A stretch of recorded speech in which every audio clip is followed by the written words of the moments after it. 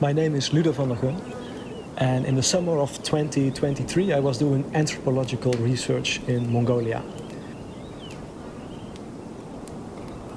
It was for my master thesis at the University of Leuven in Belgium, and I knew a friend in Belgium, in Leuven, and he was from Mongolia, and I visited his family in Mongolia.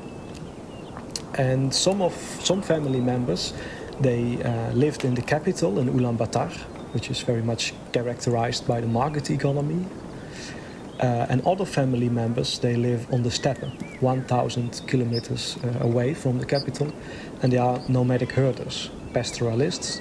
So they live with their herds, with goats, with sheep and with camels on the steppe. And they go from place to place. They live in tents, which they call a gir. And for this particular season in the summer, they stayed with a few tents they called the summer camp. And I lived with them in the summer camp on the Mongolian steppe. And on one occasion, we went away with the jeep. So we left the summer camp behind and we left with the jeep. And we had large plastic jerry cans. They were clattering against each other on the back seat of the car, making that distinctive hollow sound that you only hear when they are still empty. And we have been driving around for a while, and Tufshin, the father of the family, he was occasionally getting out of the car, squinting at the plain of a few minutes, looking over the fields, the plain. And he was shielding his eyes from the sun with his hand. And then he would mutter something, get back in the car and continues driving. And he did this for a few times. And the landscape was changing slightly. It was becoming greener and more gently undulating. And we passed by a cluster of tents, a camp, and Tufshin, he gets out to chat with the people who live there, and they each point in a certain direction. And we continue our journey in the jeep in the direction indicated to us until we finally stop. And Tufshin says that we've found the right spot. And that's when I see it. And between some green hills, a clear stream flows, water, a river.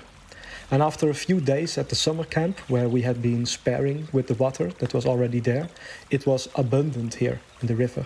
So I rushed towards it, grateful for this gift that starkly contrasts with the blazing sun on the steppe. And using my hands, I drink the water and I cool my face. And suddenly I hear behind me, "Ludo, stop!" And Tufshin, the father, and his son, Sayombo, they would run to me. And Tufshin, the father, he points his finger at the blue sky and he says, "Hoog, tinker." And with patience, he explains to me that the way I did it is not the right way to drink water from the river. So I get this insight into an emic perspective. So he walks to the car, back to the jeep, and he takes a yellow bowl-shaped scoop from the car, a bowl.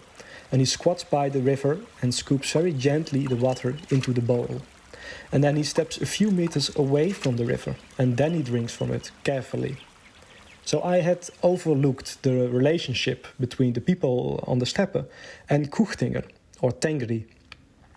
Because Hoogtinger is a god, a spiritual force, but it's not a monotheistic religion, such as Christianity, for example. The Hoogtinger is the embodiment of cosmic forces, the divine essence of the expansive sky. So respect towards natural elements is required because Hoogtinger is the embodiment of the universe. So Hoogtinger is in the animals, but also in the water and other natural elements.